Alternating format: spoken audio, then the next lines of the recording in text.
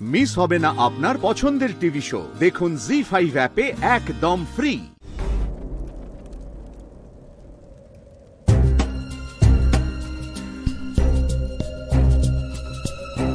যমরাজ ঠিকই বলেছিলেন, মা সন্তান লক্ষ্মীকে কংস দানব লক্ষ্মী বানিয়ে দিয়েছে।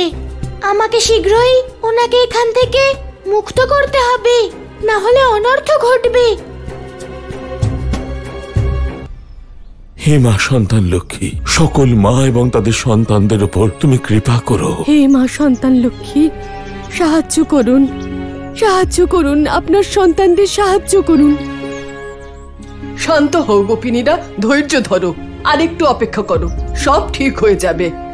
নিজের সন্তানের মুখ দেখলে তোমরা সব কষ্ট ভুলে যাবে।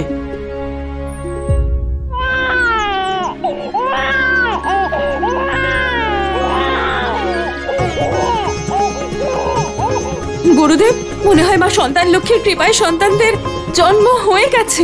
হ্যাঁ নন্দরানী, শিশুদের প্রথম কান্না শুনে মনে হচ্ছে যে বৃন্দাবনের সকল দুঃখ দূর হয়ে গেছে। হ্যাঁ, অভিনন্দন সবাইকে, সবার পুত্র সন্তান হয়েছে।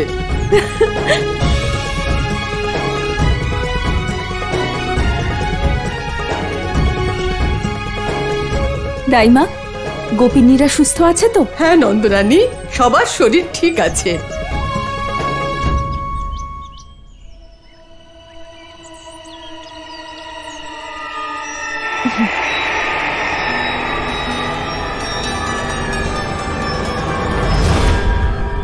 এই শিশুদের চোখ লাল কেন?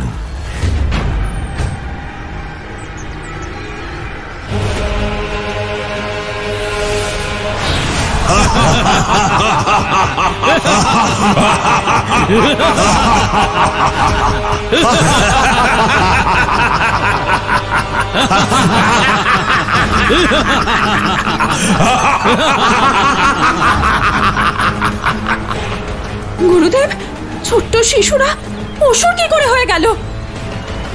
কারণ আমরা তো অসুর।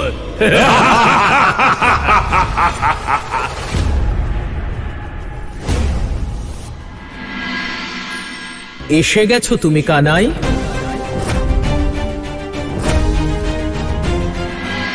আমি জানতাম তুমি অবশ্যই আসবে, কারণ এই সংসারে শুধু দানব আর অসুরদের জন্ম হবে। সেটা তুমি কি করে স্বীকার করবে? মাতা দানু, আপনি যেটা করছেন তা বিধির বিধানের বিরুদ্ধে, আর বিধির বিধানের রক্ষা করাটা আমার ধর্ম। তাই মাতা, আপনার কাছে আমার অনুরোধ, আপনি দেবী সন্তান লক্ষ্মীকে মুক্ত করে দিন।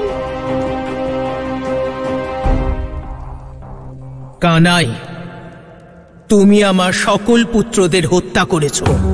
এত বছরের লড়াই আর অপেক্ষার পর এই দিন এসেছে, যখন এই ত্রিলোকে অসুর আর দানবরাই রাজত্ব করবে। আর তুমি বলছো সন্তান লক্ষ্মীকে মুক্ত করে দেব?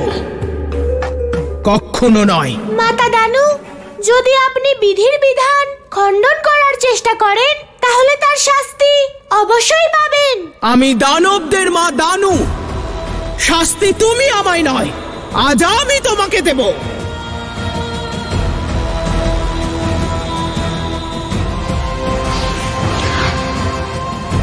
বন্দি করে নাও এই বিষ্ণুর অবতারকে।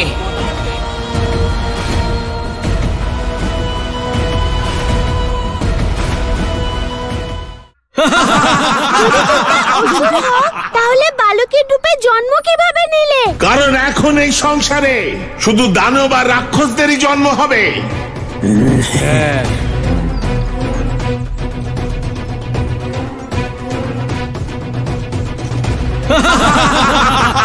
গুরুদেব, গুরুদেব, ওই অসুররা কি বলছে? এ কিরকম বিচিত্র ঘটনা! মানুষের গর্ভ থেকে এরকম অসুর কি করে জন্মাতে পারে? হ্যাঁ গুরুদেব, মা সন্তান লক্ষ্মী কি অনর্থ করলেন? এ মা সন্তান লক্ষ্মীর কাজ নয়, বরং এই কাজ হলো দানব লক্ষ্মীর। গুরুদেব, এই দানব লক্ষ্মী কে? আমরা তো মা লক্ষ্মীর এই রূপের বিষয় কখনো শুনিনি। মা সন্তান লক্ষ্মীকে কংস বন্দী করে রেখেছে। মনে হচ্ছে ওই কংস মা সন্তান লক্ষ্মীকে দানব লক্ষ্মীতে রূপান্তরিত করে প্রতিষ্ঠা করেছে। সেই জন্য সকল নারীর পুত্ররা অসুর হয়ে গেছে। সত্যি বলেছো তুমি বিষ্ণু ভক্ত, সত্যি বলেছো। এবার আমরা সবাই মিলে তোমার এই বৃন্দাবনকে ধ্বংস করে দেব। যে আমাদের সামনে আসবে তাকে যমলোকে পাঠিয়ে দেব।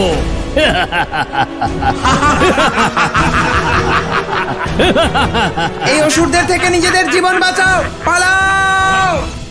এইটা!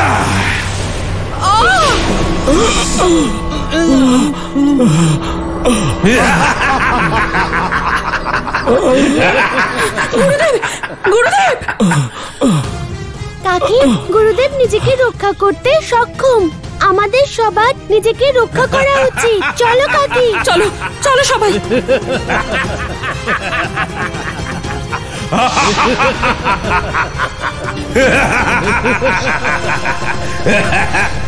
শোনো, তোমরা দুজন ওদিকে যাও, আমরা দুজন এদিকে ধ্বংস করছি।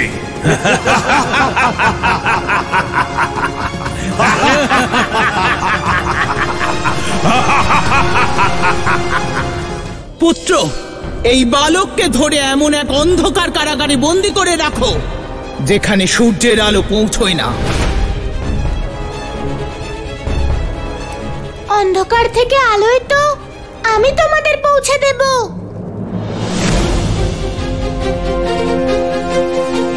হে দেবী বাণী আর বিমলা কলা, দর্শন দিন।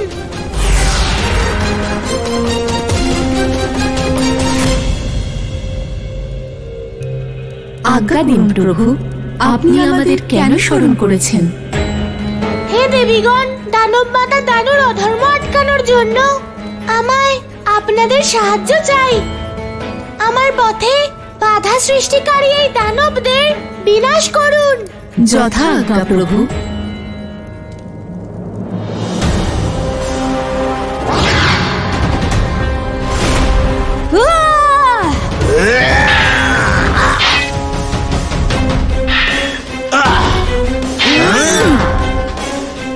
দেবী, আমাদের শত্রুতা শুধু ওই বালকের সঙ্গে। সরে যাও পথ থেকে। তুমি যাকে বালক বলছো তিনি আমাদের জাগরিত করেছেন। যদি তুমি চাও যে তোমার পথ আমরা ছেড়ে দিই, তাহলে এসো আমাদের পরাজিত করো, যুদ্ধ করো আমাদের সঙ্গে।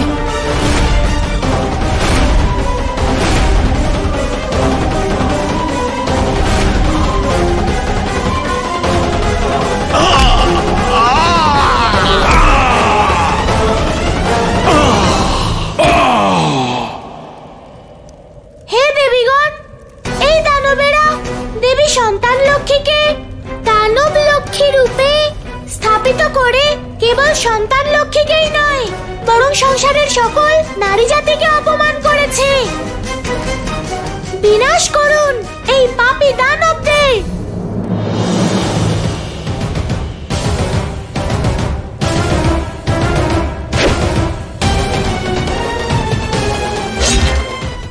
জি5 ডাউনলোড করুন আর সব এপিসোড দেখুন একদম ফ্রি।